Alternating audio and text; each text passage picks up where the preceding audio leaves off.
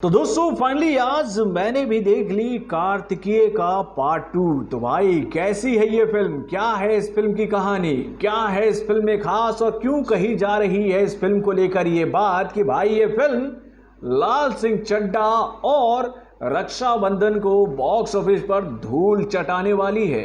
तो भाई चलिए मैं आपको देता हूं इन सभी सवालों का जवाब अपने इस रिव्यू के माध्यम से। हेलो फ्रेंड्स, मैं हूं नरेंद्र और मैं आपका एक बार फिर से स्वागत करता हूं हमारे चैनल यानी कि वायरल न्यूज जंक्शन में। तो दोस्तों इससे पहले कि मैं आप लोगों के सामने कार्तिकेय के पार्ट 2 का रिव्यू रखूं कि उससे पहले एक बात मैं आप लोगों को बताना चाहूंगा कि दोस्तों आप लोगों को याद ही होगा कि जब इस फिल्म का ट्रेलर हम लोगों के सामने आया था तो उस दिन इस फिल्म के ट्रेलर को देखने के बाद एक बात मैंने आप लोगों से कही थी कि भैया अगर लाल सिंह चड्ढा और रक्षाबंधन को ऑडियंस सिनेमा घरों में नकार देती है तो भाई साउथ इंडस्ट्री की ये पैन इंडिया मूवी उन दोनों फिल्मों को भैया बॉक्स ऑफिस पर धराशाही करने वाली है।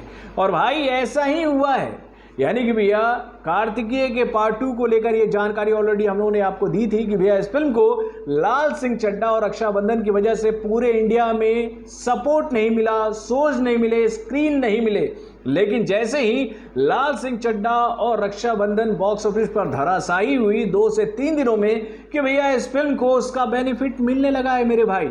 यानी कि पहले तो इस फिल्म को शो नहीं मिल रहे थे और इस फिल्म को लेकर ये बात बताई जा रही है कि इस फिल्म को जिस तरह का रिस्पांस पूरे इंडिया से मिल रहा है इसकी वजह से इसका शो जो है वो धीरे धीरे पूरे इंडिया में बढ़ाया जा रहा है मेरे भाई।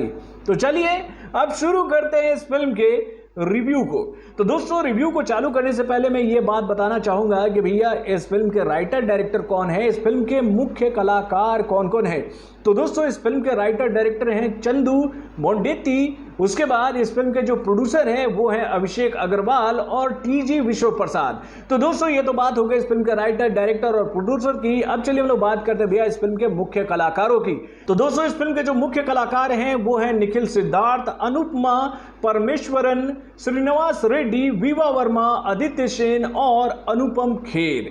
तो दोस्तों ये तो बात हो गई इस फिल्म के मुख्य कलाकारों की। अब चलिए हम लोग बात करते हैं भैया इस फिल्म के कहानी की। तो दोस्तों अमूमन ये बात तो आप लोग जानते हो कि मैं अपने किसी भी रिव्यू में किसी भी फिल्म की कहानी को आप लोगों के सामने रिवील नहीं करता हूं। और भाई इस फिल्म का कहानी तो मैं आप लोगों के सामने कतई रिवील नहीं करूंगा क्योंकि भैया ऑलरेडी इस फिल्म के साथ पहले ही बहुत बड़ा अन्याय हो चुका है भैया इस फिल्म को पूरे इंडिया में शो नहीं देकर।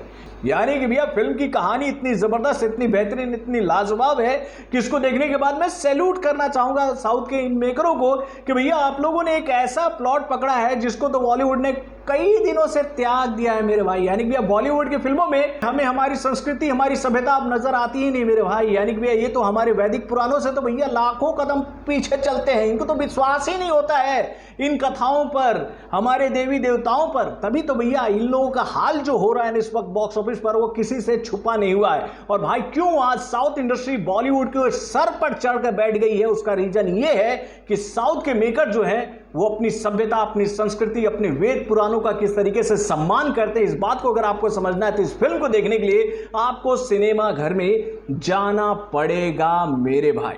तो भैया चलिए थोड़ा सा हिंट आपको दे देते हैं क्योंकि भैया अमूमन मैं अपना हिंट तो जरूर आप लोगों को देता हूं कि भैया इस फिल्म में आपको देखने को क्या मिलेगा। यानी कि भैया इस फिल्म की कहानी ऐसे शुरू होती है कि इस फिल्म के जो मुख्य कलाकार हैं यानी कि निखिल सिद्धार्थ वो इस फिल्म में डॉक्टर कार्तिक के किरदार में नजर आ रहे हैं जो कि भैया एक हॉस्पिटल में डॉक्टर रहते हैं और वहां पर उनसे कुछ ऐसा इंसिडेंट हो जाता है कि जिसकी वजह से उन्हें उनके हॉस्पिटल से सस्पेंड कर दिया जाता है। और भाई उनको उनके हॉस्पिटल से क्यों सस्पेंड किया जा रहा है इस बात को समझने के लिए आपको इस फिल्म को देखना पड़ेगा।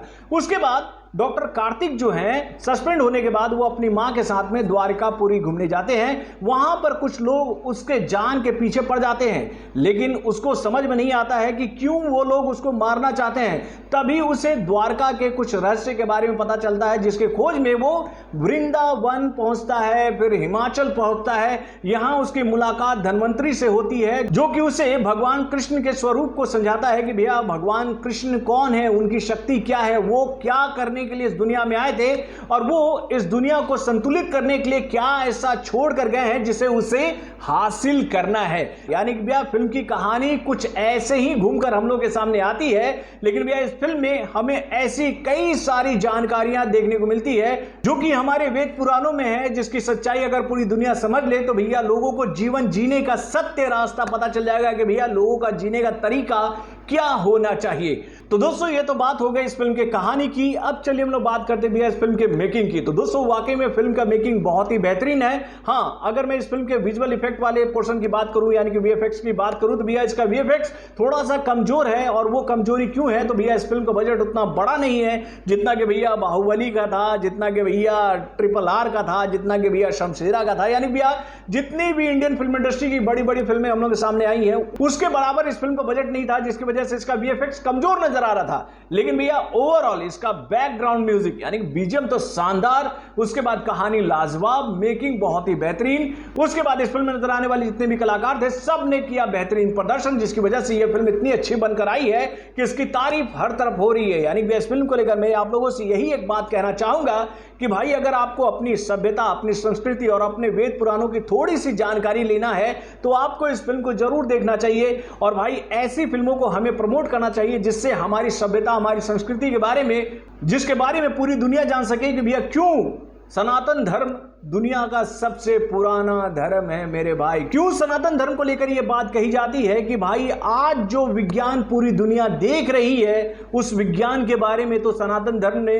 सदियों साल पहले ही बता दिया था पूरी दुनिया को मेरे भाई। तो दोस्तों इस फिल्म को देखने के बाद अगर आप लोग मुझसे यह सवाल पूछोगे कि भैया मैं इस फिल्म को कितना स्टार देना चाहूंगा, तो भाई मैं इस फिल्म को देना चाहूंगा 3.5 स्टार। यानी कि भैया कहानी, डायरेक्शन, एक्टिंग वाले डिपार्टमेंट के लिए मैं इस फिल्म को इतने स्टार देना चाहूंगा। और अगर मैं कहीं पर स्टार काट रहा हूं तो भैया मैं वीएफएक्स वाले डिपार्टमेंट की वजह से काट रहा हूं, अन्यथा यह फिल्म हर मामले में सुपर से ऊपर है। और मैं आप लोगों से यही विनती करूंगा कि आप भी इस फिल्म को देखने सिनेमा घर में जरूर जाएं।